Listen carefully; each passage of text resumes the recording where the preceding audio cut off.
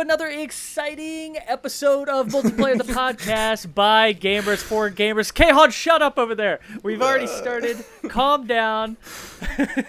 You're already off to a terrible start, everyone. But here we go. We're just going to push on through because that's just the kind of people we are. Just wading through the mess. It's awful. So here we go. Introducing myself. Hi. The host with the most. Zach Mascanis in the house. Hello, hello. And jumping over to Mr. Javier Ortiz. What's up? Yo. With the blurry background. Yeah. I don't know what's going on there. Can't see anything behind me. Just nothing. Yep. Just all we see is your ugly mug. That's right. And then the second blurry background of the day, Kehan Damavandi. What's up, guys? Can in the house. Can's in the house. It's like a radio DJ. That's ridiculous. Please never do that again. And also, we were gonna have the segment of looking in your cabinets every single week, and you have ruined that with this blurry background. So I guess we'll just move on. And of course, let's not forget our boy with the not blurry background, Joseph Rue. What's up, guys? Clean your room. I know. Every single week, we show you Joe's bed and how it's not made. Dude, this is so made. Oh, okay, it's not made. I just wrote it. I thought it was. Have some respect for the show, Joe. Damn. It's all good. Make your bed. Dude, this is during unprecedented times. I'm allowed to do this. If anybody should be blurring their backgrounds, that bed disgusts us. Nah, man, I'm all natural. This is what you. This is me. I have nothing to hide.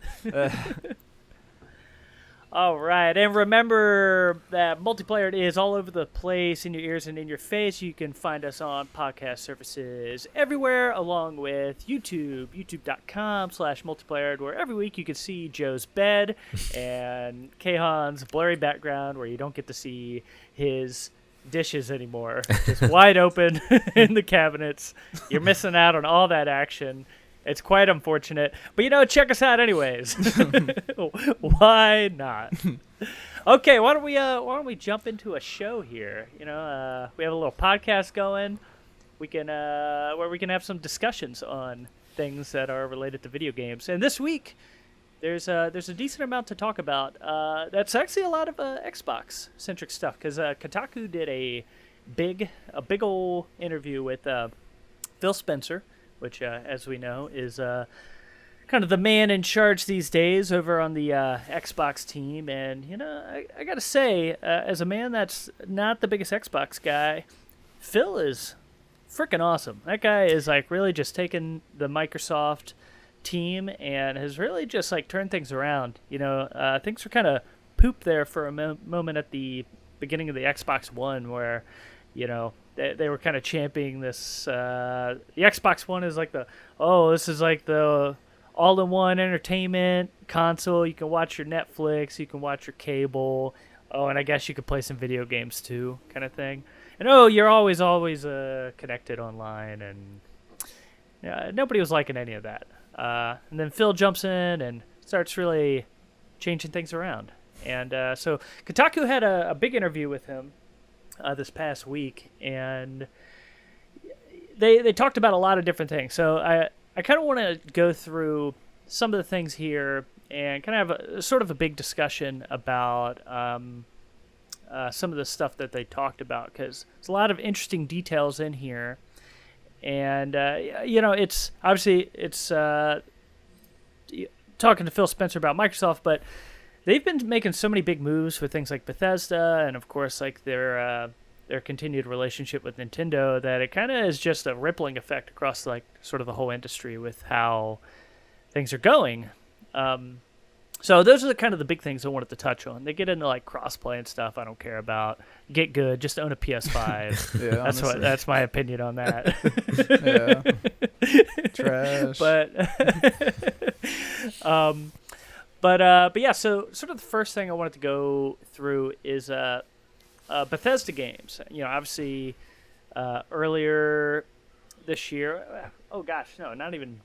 I mean, like a month ago. I can't even remember the date, but yeah, I mean, Microsoft bought Bethesda, which is and ZeniMax is like the parent company. So it's I mean that their catalog is just enormous now because of that. I mean, they basically Microsoft owns Doom, they own Wolfenstein, they own Elder Scrolls, Elder Scrolls. Fallout. I mean, just those like 4 games, those 4 series have been around, for like 30 years, and to just kind of own that library now and those IPs is insane.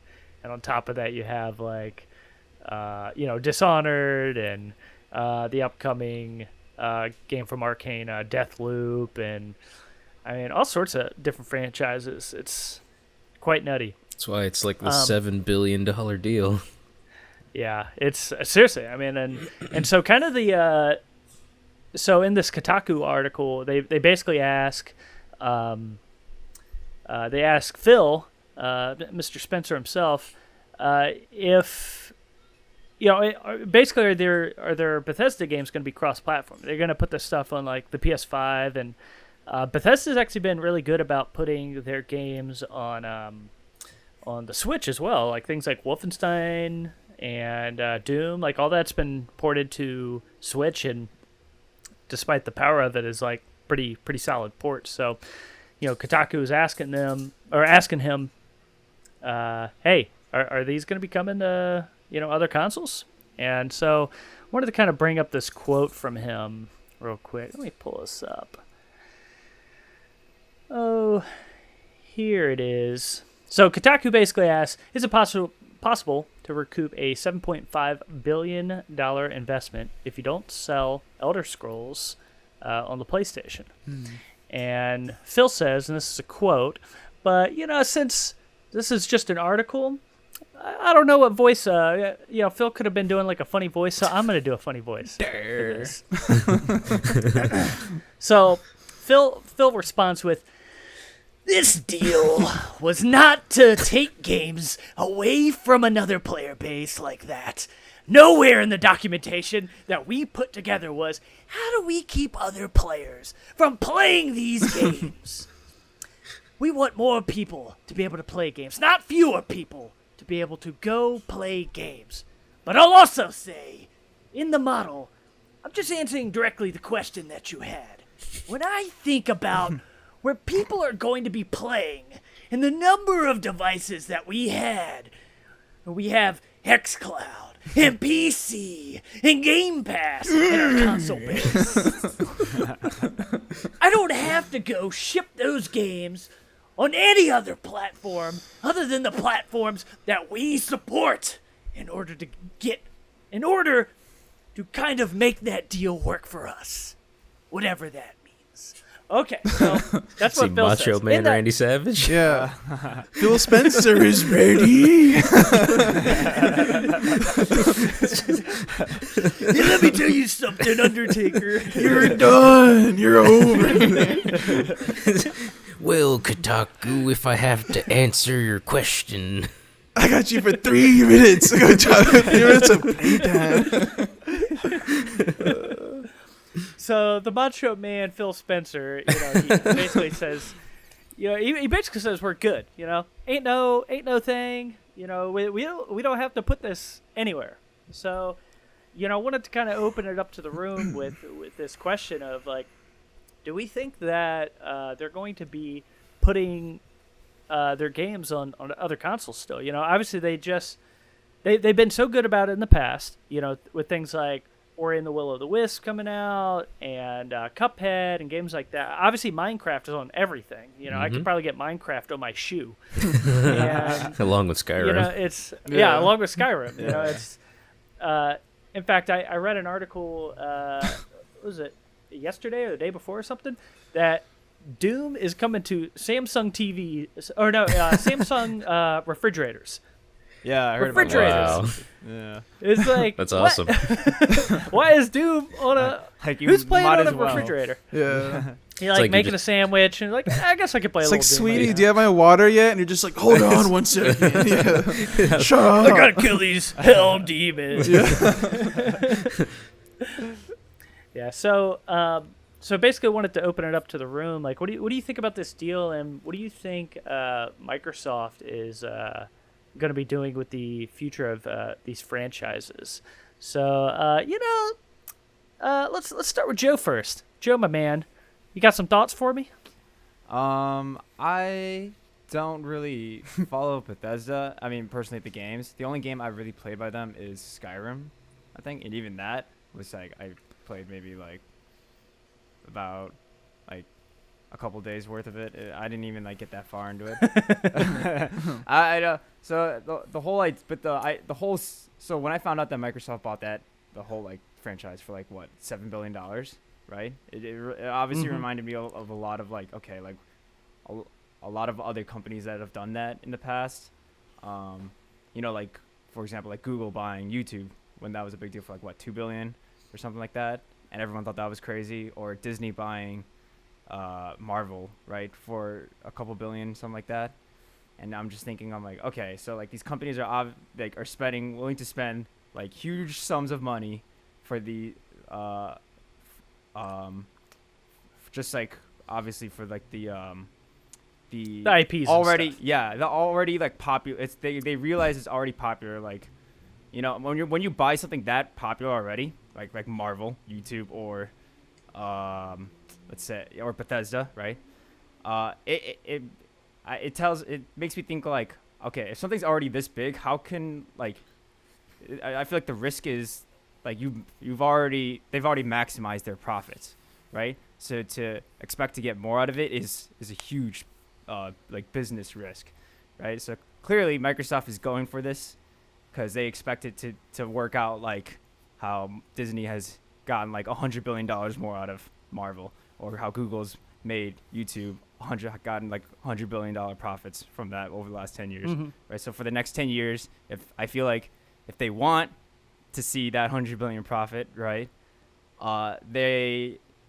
they would have to keep it like cross-platform, right? Because they're either if they refuse to, then that's telling me that they're gonna bank on the fact that like everyone loves Bethesda so much they know they're only gonna buy, exclusively on Xbox, right? Just kind of how like Nintendo, people love Nintendo so much that they're okay with Nintendo never doing cross-platform because they're but like Bethesda, like you said, was already on all these platforms. To take that away, I feel like that's just gonna lose profits. You're never gonna reach that goal, you're never gonna reach that that you're never gonna make the investment worth it. Is what I'm saying, because you're taking it away from the players instead of, like just making it like exclusive. It's just like. To me, it's a really risky move, and like I said, I don't really know the games well enough to, or like the company well enough to really understand what their motives are. But this is just strictly from my perspective as a guy who who just reads the headlines on this kind of stuff. Not really dives into the article. But those are my 2 cents. So Sure. Have thoughts? Agreed. I mean, it's a lot of money to invest to only sell on Xbox or PC, especially with Game Pass. Game Pass is their future, and that's all about not buying games. So yeah. I mean, how do you make your money back on stuff that people aren't technically buying, or they won't buy because they can, because it's such a Game Pass is such a smart investment to make in. It's like, well, I can buy a new game for $60-$70, or I can pay $10 a month and play the new game. So it's just like, it just makes more sense to go with Game Pass, and not knocking it. Like, that's amazing. Like, it's an incredible offer, and like the games they offer it's no slouch. So I think they have to keep it cross-platform because, to, like Joe was saying, to make that investment worth it, you've got to sell to as many people as you can. And you also, Bethesda's built up an audience for years. And to alienate them, like just like that, I don't think it would be really wise. I mean, you're losing money at that point, and it's not like it's a smaller studio. It's huge. Like it is a giant studio, and so those profits need to come in. And I don't know Microsoft's budgeting or their financial. I'm just a guy. I'm not that smart. Just a man. Just a man. Yeah, I'm just a man.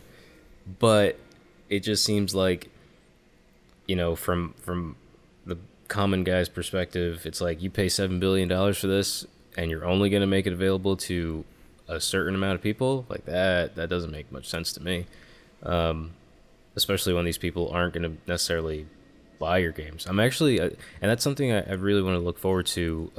Once the new Xbox comes out, I don't know if they would be able to track these numbers. I'm sure they can. I don't know if they'd make it public, but I'd really be interested in seeing, like, when a new game comes out, the purchases versus the Game Pass people playing it. You know what I mean? Yeah. Because I think that would determine a lot for the future of how they release stuff, and if they want to make it cross-platform, which I hope they do, because I think it's silly not to. I mean, at that point, you're just losing money, and you're losing, like, guaranteed money, because that the Elder Scrolls audience is huge. That the Fallout audience is huge, and, like, those two are, like, your giant, like, flagships, right? So, like, to take that away from half or a third of your audience would just doesn't make sense. So maybe someday in the future, like after they compare numbers with physical sales versus like Game Pass participation, I guess is what you'd call it. Sure. Maybe then they would have like exclusives. But like for now, I can't imagine that they'd take away. Maybe they would have like DLC stuff like exclusive for Xbox, or like if you pre-order this with Xbox, you get this. Versus PlayStation, where you wouldn't get it, stuff like that I could see them doing, but I can't imagine that they would take it away from everybody else, specifically PlayStation players, because we already know it probably won't be on Switch. Although Skyrim's on Switch, so who knows? Yeah. And Doom's on Switch. And Doom, yeah. Wolfenstein's on Switch, and I don't know if Prey came to Switch. I would assume it did. Yeah, I'm not sure.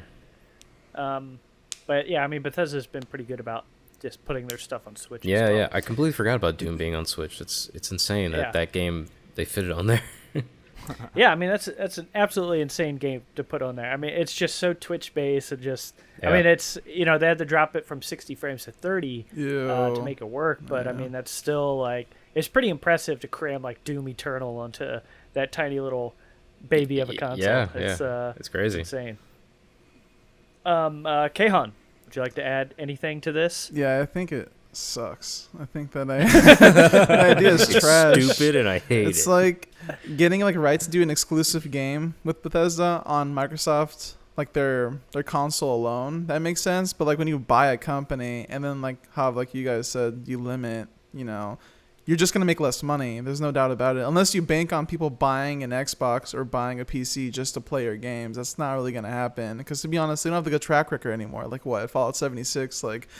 And like they're still selling memberships for that game, and like their reputation's definitely been hurting a little bit recently. And I don't feel like they have the same power as they did like a few years before that. If you did that before, and they had bought them before that, I would have been like, yeah, that would make sense. But now I'm looking at that like this company's already like people are making fun of it already, and then you do a deal like this, and then you limit who you're selling it to. I feel like they're only gonna lose money here. Maybe long term if they build up the reputation again, maybe. But I just feel like they paid too much for like what they're gonna get out of it for the next like 4 or 5 years, because like even if the game's good, they're only gonna sell it to whoever has a PC or an Xbox, and they're basically banking on the fact that Xbox is going to win the war and that PC is also going to win the war, and people, so they're banking on the console players buying either a PC or an Xbox. So it's just, I don't know, I feel like it's just not gonna work. I don't know what they have planned in terms of games, but I just know if they do their same tactics as Fallout 76 with like their membership deals and all these weird janky game releases, they're gonna lose a lot of money. But again, they're also Microsoft, so they're like, we have tons of money. Like, didn't they did Mixer also, right? They were behind that catastrophe. Yeah, but it failed. Yeah, that's what I'm saying. They were behind the catastrophe. They paid tens of millions of dollars to streamers. So they clearly are just like, let's just spend another $7 billion. Who cares? They have all the money in the world. They're like $1 trillion company. So yeah. So if something goes wrong, but my problem is this: if something goes wrong and they decide, Bethesda's not worth it, like, and just like shit it out, like if they're like they're like EA times like 1,000. Whatever EA does to all those small companies they buy and they want to work with, like for Skate, for fucking Mass Effect, for all these companies, and they just like eat them. They turn profits until they no longer can because EA is incompetent, and they just like shit the games back out the size, and the companies either go under or the employees leave the company. I feel like that's what's gonna happen. I feel like if Bethesda doesn't make a few good games back to back to back, they're gonna have to start like slowly trimming down the company to make it like justified, like why they own it, and they're just gonna like hurt it. What's the next game that's coming out for Bethesda? Like, does anyone know that rumor? That's a tough call, because there's Starfield. Or what's the biggest game? What's the biggest next game they're announced that they're working on right now? Isn't it? Well, technically, Deathloop is like the next Bethesda game coming out, which is actually a PS5 exclusive, which is pretty funny. Yeah. So weird. That is funny. Wait, what? Wait, so weird. Well, it's because they struck that deal before Microsoft bought them. And Microsoft's like, you did what? You did what? They're just grandfathered in there. Yeah. Yeah. So eventually, I'm sure they can, like a year down the line, that'll also come to Microsoft or to Xbox. I mean, but. Yeah, that's kind of their, and that's Arcane that's working on that. But yeah, kind of the big game that they're working on is Starfield. That's from, Todd Howard and that team. So who knows when that'll be out? Probably 3 years. And then I'm sure Machine Games is working on the next Wolfenstein. Would be my guess. I'm sure we'll hear from that the next 2 years as well.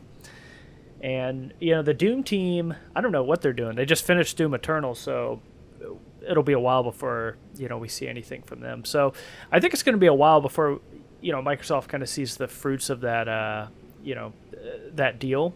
Like I said, I mean, literally their first deal, it's a PS5 exclusive. So, yeah. So, we'll see what they kind of get at the end of the day. Interesting tactic. Interesting. It seems like a lot of their... like I think it was last year when they announced like we bought this studio and this studio and all the studios. I think they're playing the long-term game here, because 100%. You're not going to see anything from any of these people for probably another 2 to 3 years. EA. However, they're EA-ing when it happens, I'm pretty sure it'll be huge. And with whatever exclusive they have, it'll make people more invested in the Xbox probably. I mean, if once you get Hellblade 2, whenever that comes out, that'll be on the Xbox system. That can be a system seller. And then they're like, by the way, you can also play this Bethesda game at like the highest quality, along with Hellblade 2. And so, I'm sure they're banking on that good press to sell systems and sell games on their platform. But again, with Game Pass, I don't know. What's the point of buying the game? If you got Game Pass, they're gonna change Game Pass, so they're gonna change that. There's no way they're gonna make any money because if people buy Game Pass, even if everyone buys it, they're just gonna make less money. I don't if know, you want man. to play. That's the thing. It's the same. It's the same thing with like Netflix and Disney Plus and all the streaming services. Like, yeah, all these movies are great, and I only pay like $8 a month. And but these are like $1 million budget movies, so it's like, how does it equate? They're gonna do the Disney Plus. Yeah. They're gonna do the Disney Plus thing where you pay monthly and then you buy it on top of that at a cheaper price. They may do that. They could, like Mulan. Mulan. Yeah, that was a complete failure. Like, I didn't they lose money from that doing that? Probably. Like, Mulan? Yeah. But the thing is, stupidest thing they ever did. And my family bought the movie. I was your so family's stupid.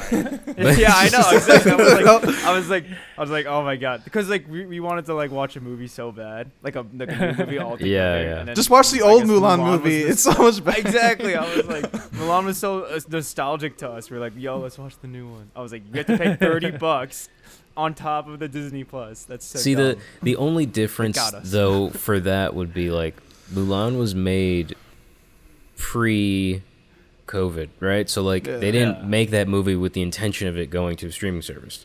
Yeah. They made that decision like on the fly. It was a bold experiment. I'll tell them. I'll give them that. Yeah. So like they were like, okay, we've got this $200 million movie.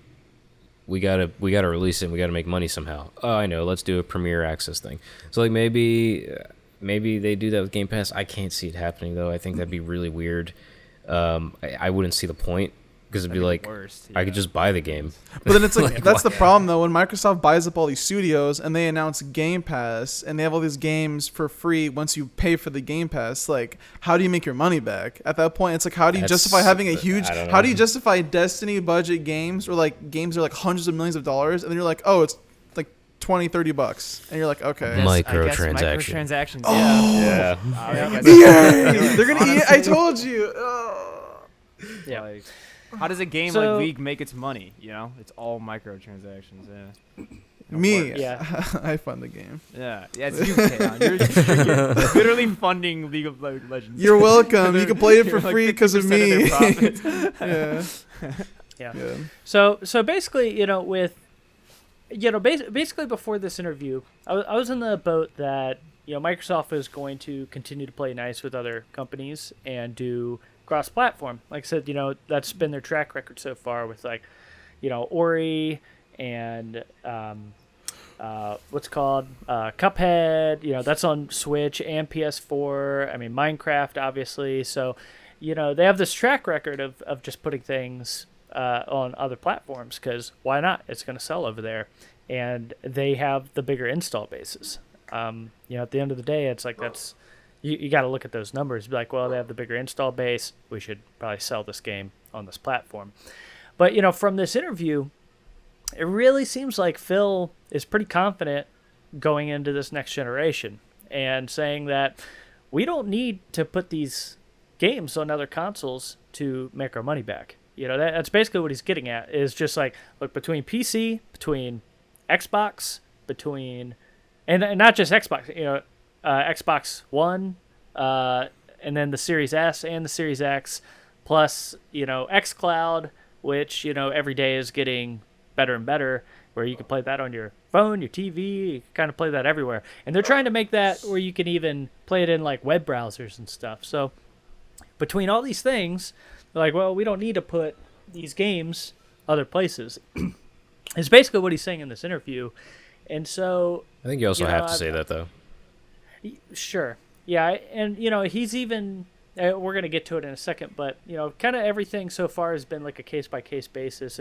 If one of the developers under them wants to put their game on another platform, they usually just say, sure, go for it.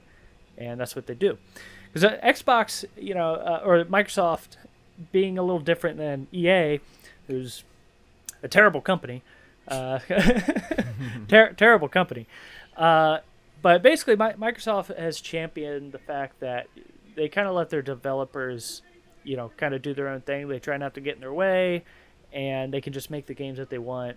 And, if they want to put their games to other places, they can do that. If they want to make us, just a weird, totally off-the-wall game, they can do that. It's up to them. So I'm kind of in the boat right now that, I feel like they're going to be keeping those games, like a lot of those Bethesda games, to themselves. And I think it's still going to be a case-by-case basis. I think something like, maybe the new Elder Scrolls or something like that makes it to all platforms.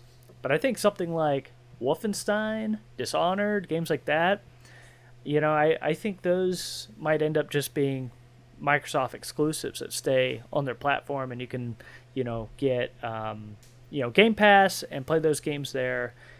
Because then it's like, there's people like me, who I'm definitely more of a Nintendo PlayStation guy, but then it's like, if I can only play Wolfenstein on Xbox, they got me. It's like I have to go and get an Xbox. Fanboy.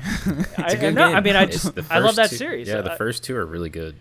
Yeah, I mean, Wolfenstein: The New Order and the new Colossus are top-notch, phenomenal games from gameplay to story, and that's been a franchise that I've been so worried about because it doesn't sell well. It does okay, but it's not doing massive numbers. It's not a Call of Duty. So I've always been worried about, some of these Bethesda titles like Dishonored, like, Prey and Wolfenstein, these like really cool like single player first person shooters that are like story driven. They just don't sell well. So it's like if you just take these games and just stick them onto the on the Game Pass, then I think those games, they make their money back, or at least justify the reason for like continuing to make them, because they're like incredible AAA games. Like Wolfenstein is phenomenal. I think you could put that game up against anything else that comes out in the years that they're released, and it can go toe to toe with them.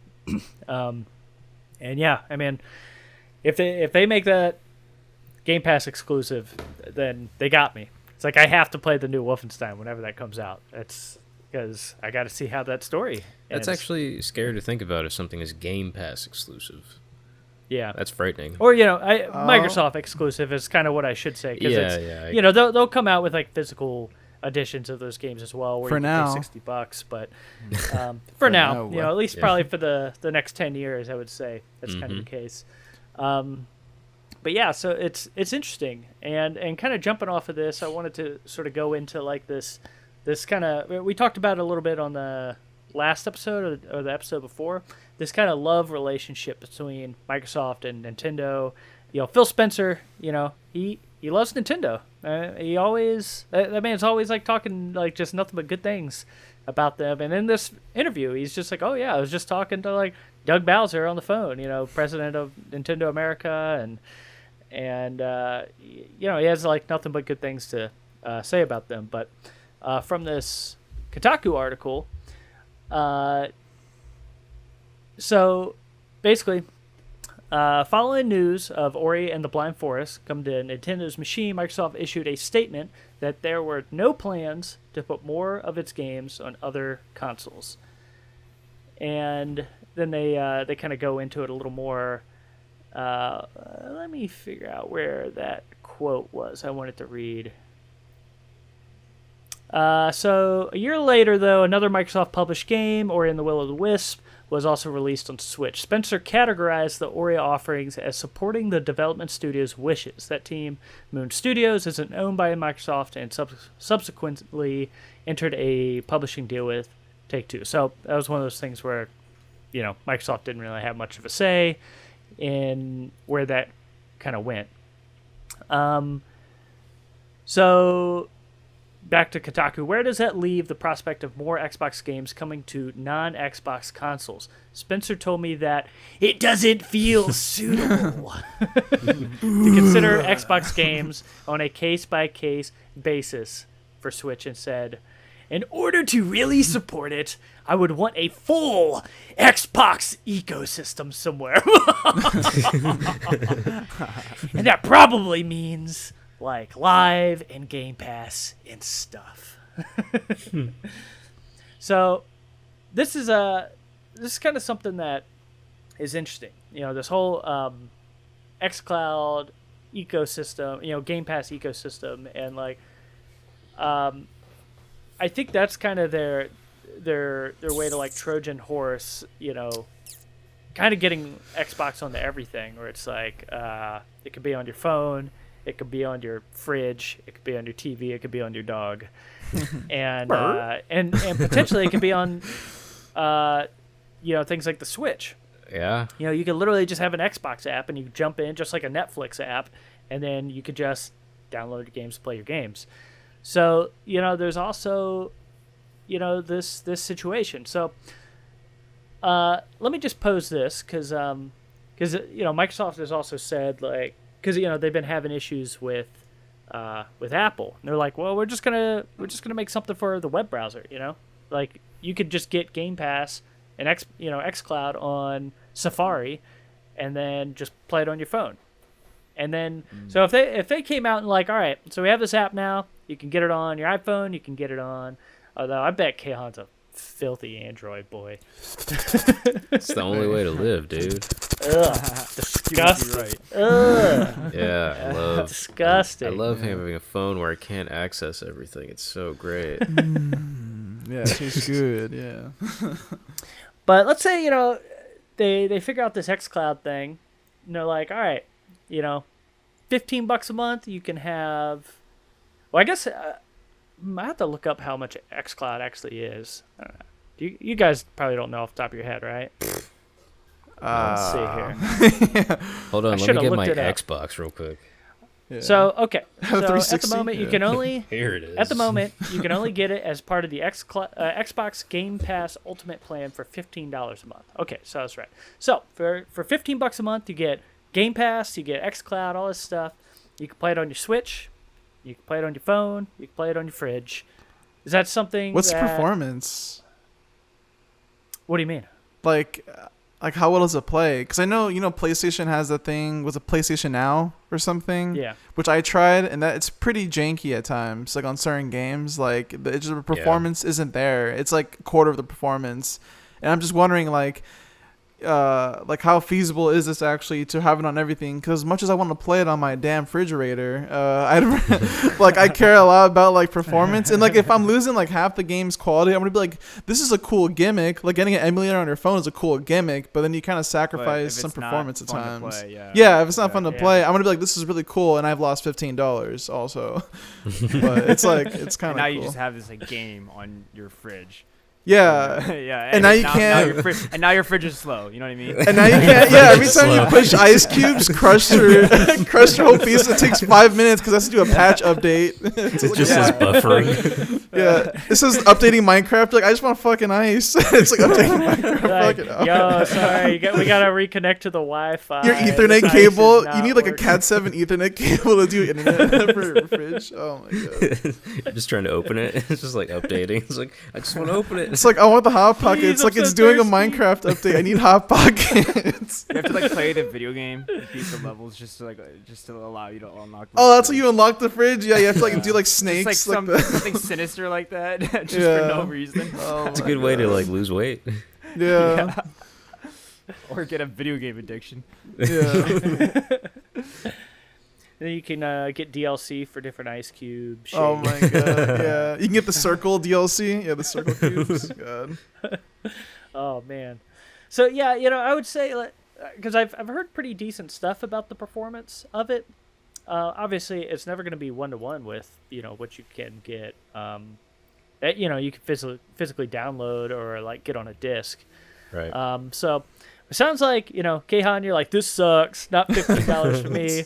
I'm gonna buy another of the same shirt.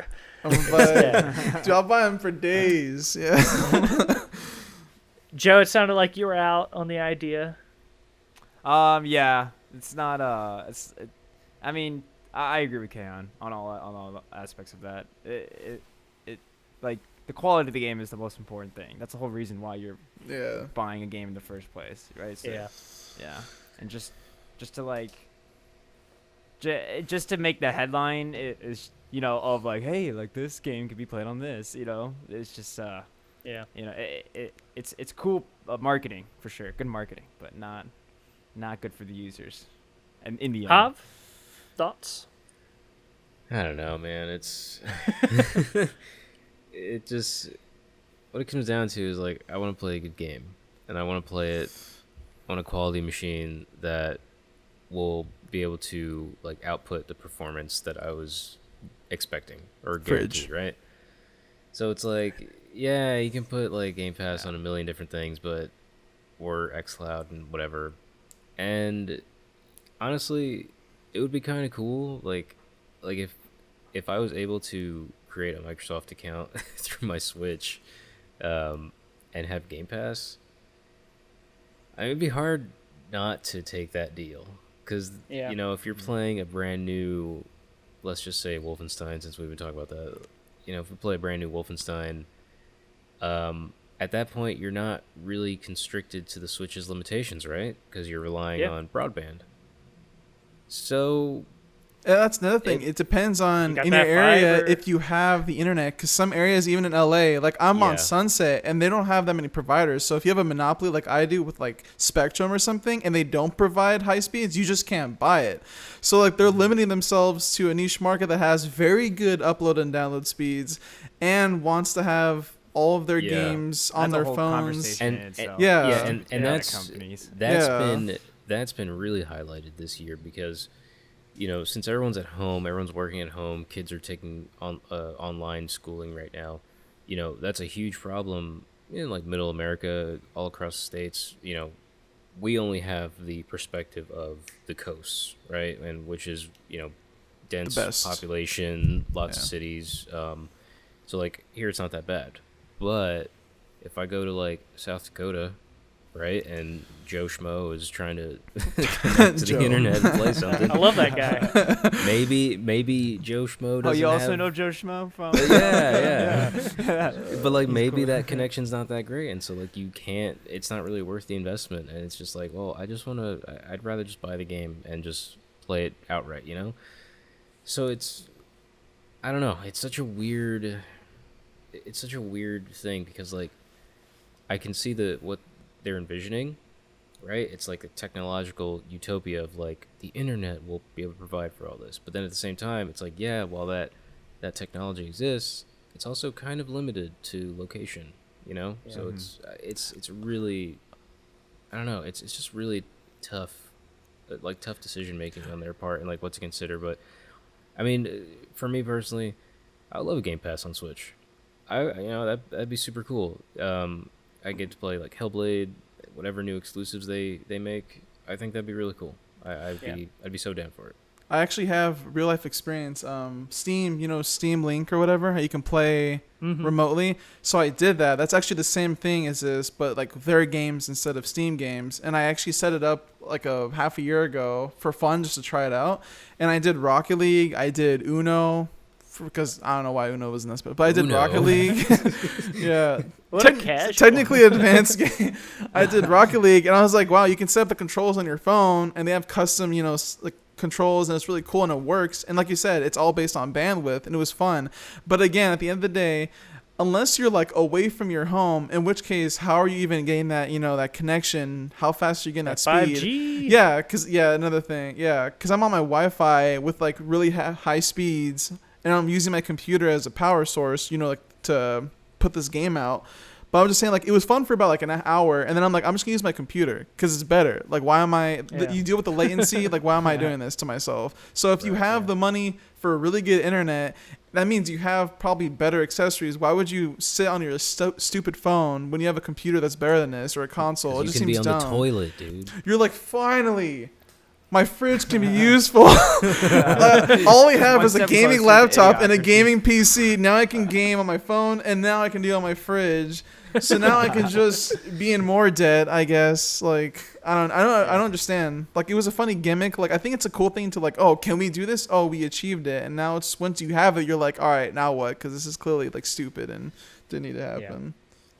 Yeah, I think ultimately, it's good for the people that maybe can't afford like a PC or an Xbox or something, but have a Switch and can afford, $15 a month, or like their parents can afford, if you're like a kid with just a Switch but want to check out some of these Microsoft games, I think it could be a good option. So moving on, I want to get to Mario 35, but I want to mention one more thing, and we'll just get to it real quick because I think it's worth noting. So.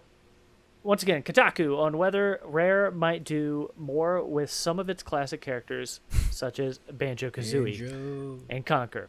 And once again, weird Phil Spencer says, I leave it up to the studios in terms of the things that they want to go and work on, he said. I have a lot of respect for Rare and the work that they do. They do like building new things.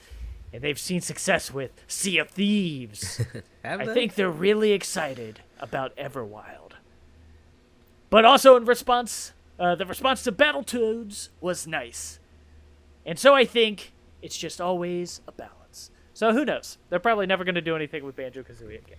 Yeah. Sell it to Nintendo and Rare, please. Sea of Thieves was also terrible on Game Pass. I tried to play that game. Yeah. I just allegedly slap Phil Spencer, like allegedly, not really, verbally, because that was stupid. I tried to play the game for like 3 hours with my friends when it first came out on Game Pass, and that thing was trash. That game did not load. We were stuck on the loading screen, the main menu. Like that thing would not work for like 3 hours, and we finally got in a game, and the game was like empty.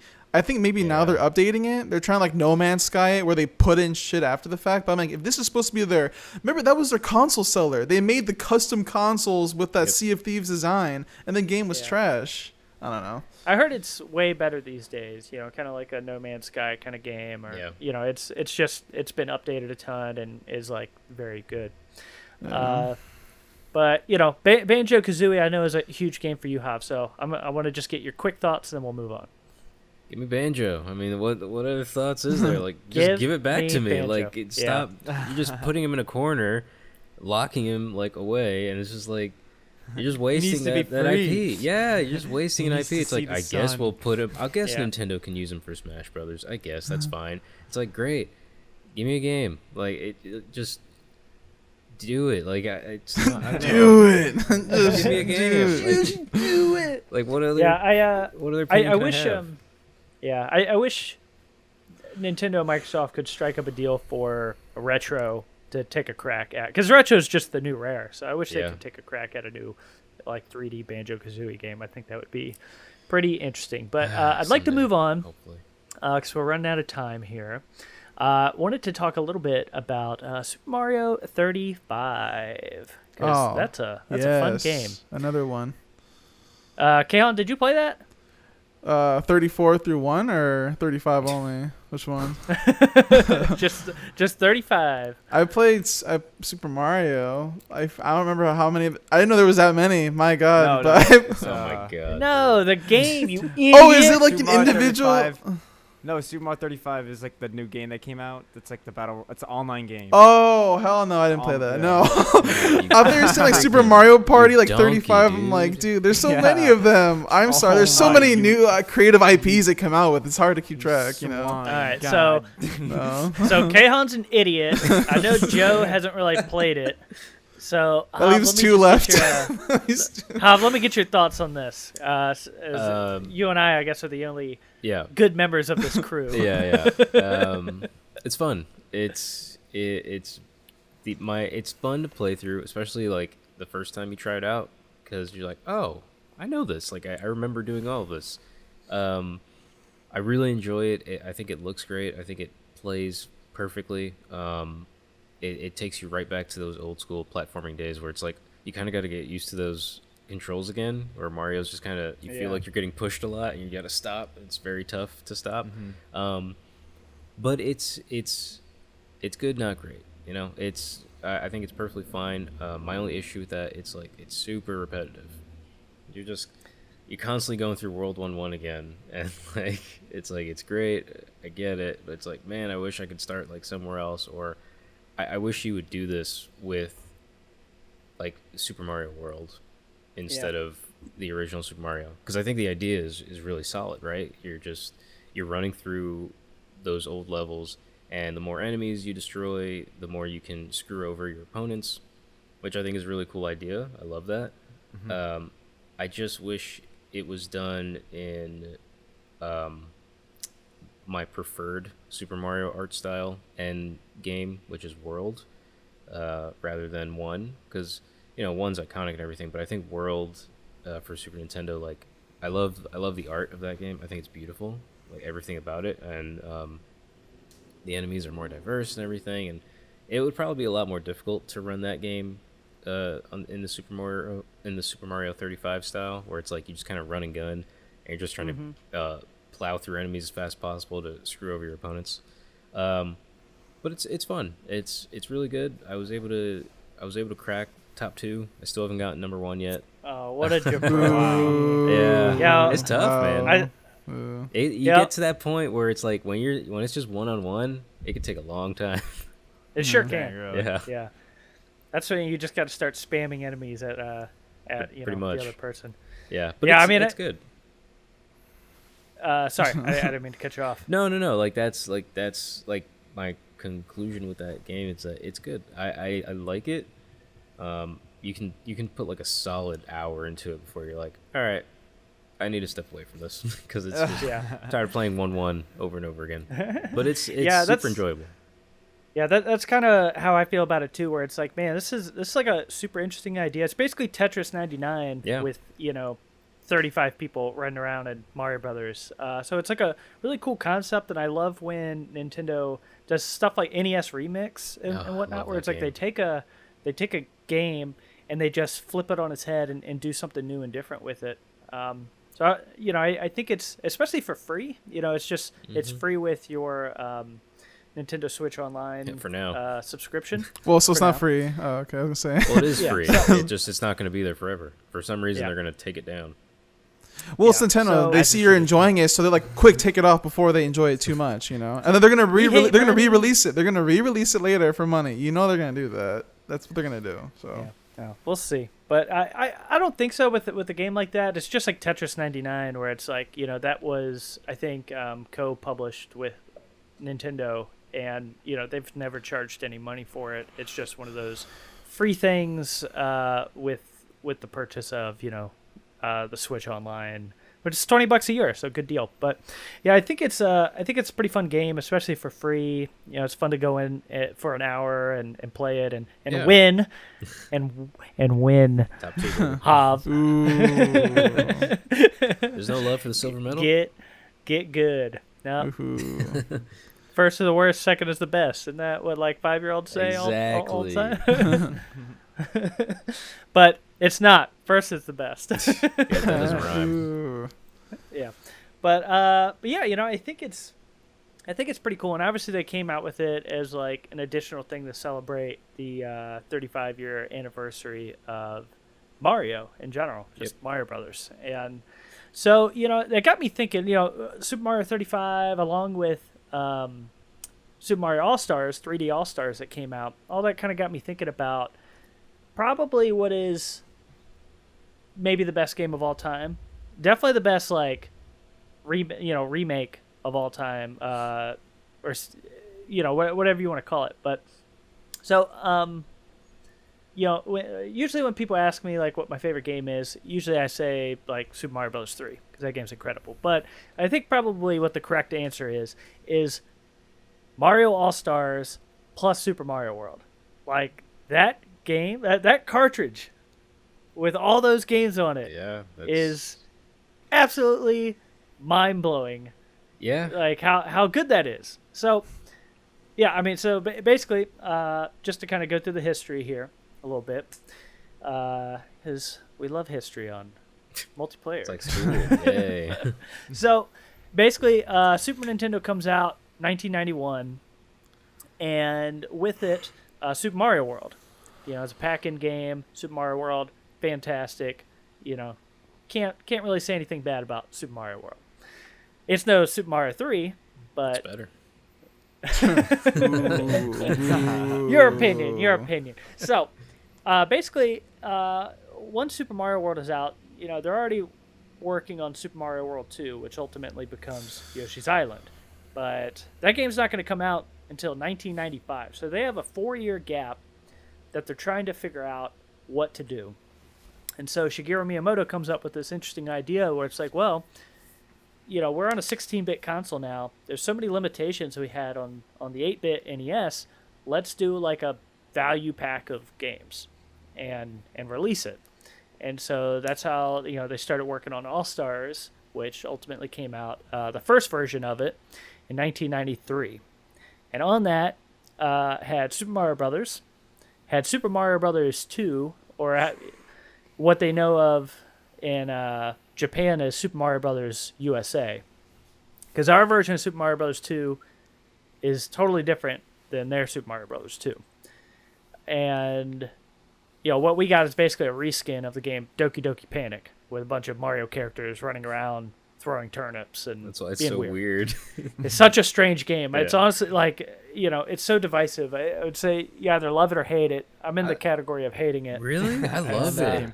Super Mario Love it. 2. Why? Oh, I hate that game. Why?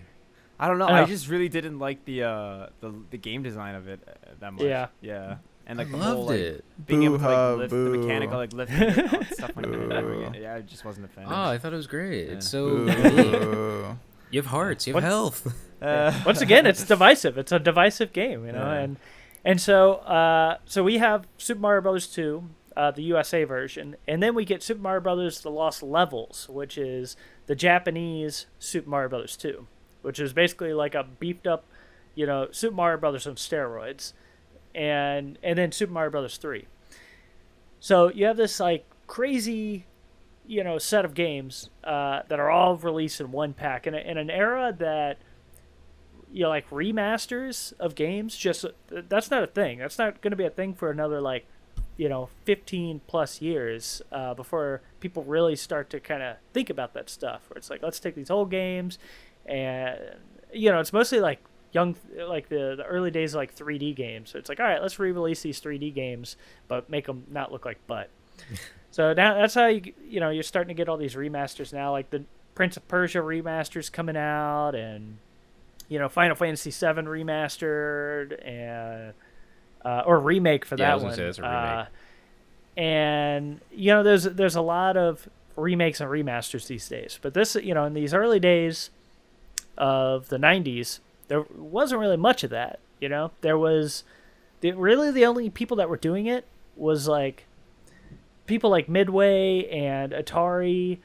People with arcade games that they're like, okay, let's take something like Space Invaders and we'll release that for like, the Super Nintendo with like beefed up graphics and call it like Super Space Invaders, which I think is a game. I might need to double check that one. I think I have my memory right. Something along there. Just going off the top of my head with that one. But yeah, so you have this crazy. You're right. That is a set game. of- 91 Super Space Yeah. Invaders. Yeah. Super Space it's blurred. Also, can you see the censored content? Cool. It's porn. Anyways, Now, on top of this incredible game, Super Mario All-Stars, in 94, just a year after the original game came out, they made a new cartridge and called it Super Mario All-Stars plus Super Mario World, which is it's like mind-blowing. Like think about nowadays if something like that happened, where let's say you have I'm trying to think of like a good example of this. So let's say they did like a total remake of all of the God of War games. Like, here's all your games, they're looking great. They're in 4K, everything from 1 through, 3, plus all those PSP games. Chains of Sparta? Something like that? Ghost of Yeah. Sparta? Ghost of Chains Sparta? of Olympus. Chains There of you go. Olympus. So, all that's remastered, looks awesome, reskinned, blah, blah, blah, on the PS5. Oh, and also for free, here's just the new God of War 2, like a year later. And it's just like, I mean, at the time, that's just kind of unheard of. So, I wanted to just kind of highlight this game for the time, especially like right now. All-Stars just came out, the 3D All-Stars. Yep. And it's basically 3 games that they barely touched. Yeah. They like up-resed them a little bit, but like the original Super Mario All-Stars game, they took 1, 2, Lost Levels, and 3 and did a full like reskin of those games. They have new music, they have new sprites to kind of look a little closer to Yeah. Super Mario World. It's just phenomenal. They And let that- you when save. and they which introduced is a save huge. feature because you couldn't save any of those original Mario games. No. And stupid stuff like Mario Brothers 2, it just takes for frickin' ever. Yeah. 2. Boo ha 3. boo. 2. Yeah. 3 Well, is huge. yeah. If you play every world, it really is. Yeah. Like, man, that game could take some time, but Yeah. yeah. So they introduced like all these cool features to it. So yeah, I just wanted to kind of talk about this game for a few minutes and how amazing it was for the time. Me personally, like when I was a kid, that was like my jam. I would play Super Mario All-Stars like all day. That and Donkey Kong Country 2 is like Hell yeah. those are like my Super Nintendo days. And man, I love me some All-Stars. That's And that's why- like and that those versions as far as the art style and the music, I think are incredible, especially for Super Mario Brothers 3. I think that's like the definitive version of that game and what they were able to do. So I wanted to go around the room if anybody has any memories of this stuff. We are running low on time, but definitely want to chat about all this a little bit. Joe, I'll start with you. Did you get to play this game at all? Yeah, I did. I actually own that game, Mario All Stars, and I completely agree with you, man. That game was just one of like the very first platform games I've ever played, which was a great first one to play. Got to experience all first three Mario games, which is why I learned to hate 2. I don't know why, dude. It's good. But I also agree with Hav. The Super Mario World also just a fantastic sequel. It's just like It's perfect. Really honestly like nothing less than perfect. Everything about that game was just super fun, super enjoyable, like very very appealing to the eyes, and just like you always it's just a great took all the good things about the older games and then made them better. I had a great childhood with those games too. Hell yeah. It's just good. It's good to That's hear why I other said people it's good to see other people like love that game too. Show appreciation for it. That's why I said Super Nintendo is the best system ever made. Yeah. That Dude, library, you can't compare it to anything else, dude. That library is incredible. Yeah. Like you could have. Yeah. I don't like to toss around the word perfect for games a lot. But Just don't toss it. That system has a lot of perfect games. Like they just are. Like it's just so good. And All Stars is one of them, dude. When I was able to play Super Mario 3 and save, and I could actually beat the game, like it's incredible. Like it's such a simple feature. Yeah, it changed everything. exactly. It's like something we take so much for granted nowadays, but like it's so integral. Yeah. Imagine playing anything without a save feature. Yeah, you would hate it. Yeah, you're playing like God of War, like the new God of War, and you just have to leave your console on for or like Skyrim or like a 100-hour game. You just like leave your console on, like hope the power doesn't go out. Yeah, exactly. Anything, dude. The whole city streets like the whole power. Or it's like mom walks by and she's like, "Oh, he left this thing turned on. Let me turn it off for him." You're like, "No." Yeah, you're like a mile away and you just feel it. You're like. You just like die, like my save is dead. But yeah, I mean like that. It's so integral, and it made playing all of them, like all 1 through 3, that much more better. Like it like just being able to save your progress and being like, finally I can go past like, eat world food. 3. I can finally get past this world. Yeah, can you imagine like watching a movie? But you and save. There's no forward or rewind you can't button. Pause it. There's like you can pause it. Yeah, and you have to pee. But if you want to watch the movie, you have to keep watching. There's no fast forward button or something, or a scene. Oh, you gotta wait for it to all the way go back. You have to watch it over again, over and over. Can you imagine doing that? You're watching a whole movie for one meme moment that happens halfway through, and you have to pee. And you're like, and you piss your pants waiting for the meme. And you're just like. But no, it's a perfect game, dude, and being able to reskin it again, it just looks even prettier. Like when you play it on the Super Nintendo, it's a perfect game, dude. Yeah, it's just perfect.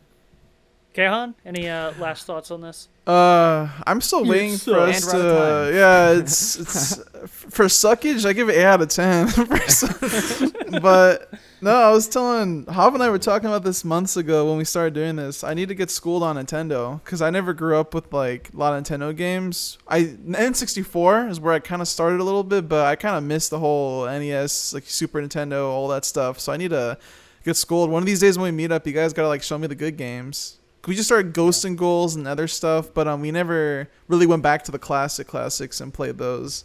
So I need to experience it. Good news for you. You can get Super Mario All-Stars on the Switch for free. It's part of the SNES collection, which is But I thought you have to have the online, right? Because I don't have the online. I have to pay for that, right? Yeah. So it's not free. Again, it's not free. Year. It's free if you give them $20.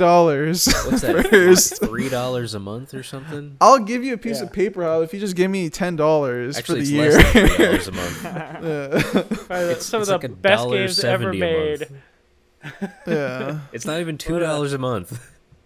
It's $20 a year, actually. It's like $1.50. It's $20 actually all at once, isn't it? You pay monthly or you pay it yearly? You pay yearly. You can't Yeah. drop $20. Not this year. next yearly I can do a bi-yearly.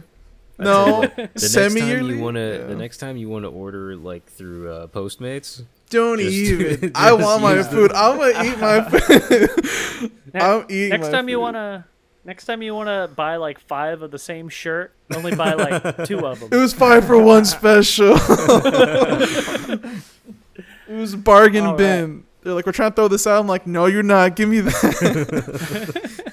All right. Well, that's basically our time. So, Kehan, you need to go make $20 and play those games. But yeah, I wanted to just highlight Super Mario All Stars because what a insane game to just especially for the time to come out and Yeah.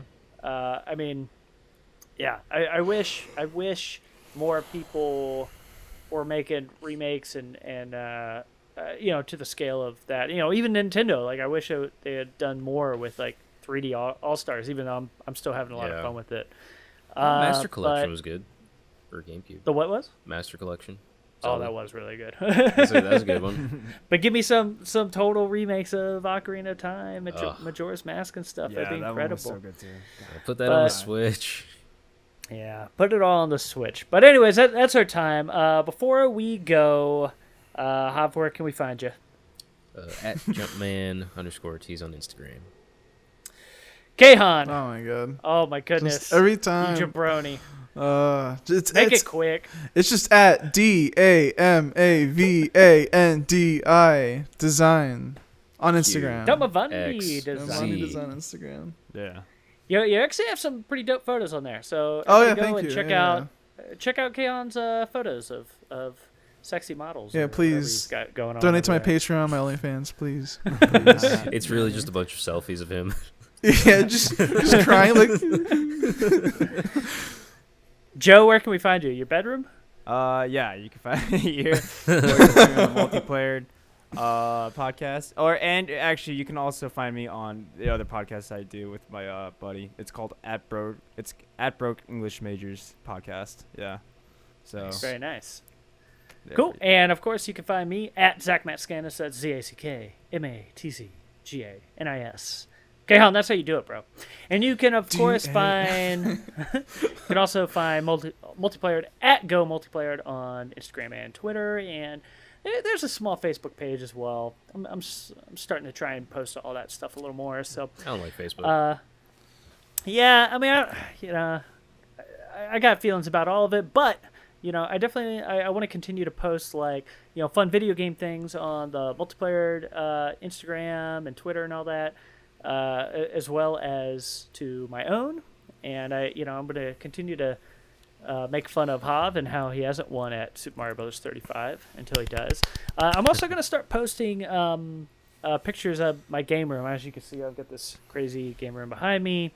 And so I'm going to slowly start posting those pictures and get into like the fine details with like some of the things that are on the wall, because there's some pretty interesting things over here. Here's the corner of the wall. It's Yeah. so nice. Yeah, Where two there's a walls lot of meet. things in that corner. So I'm going to get into all that. But of course, like, subscribe, all that, reviews on, things like iTunes obviously help us out.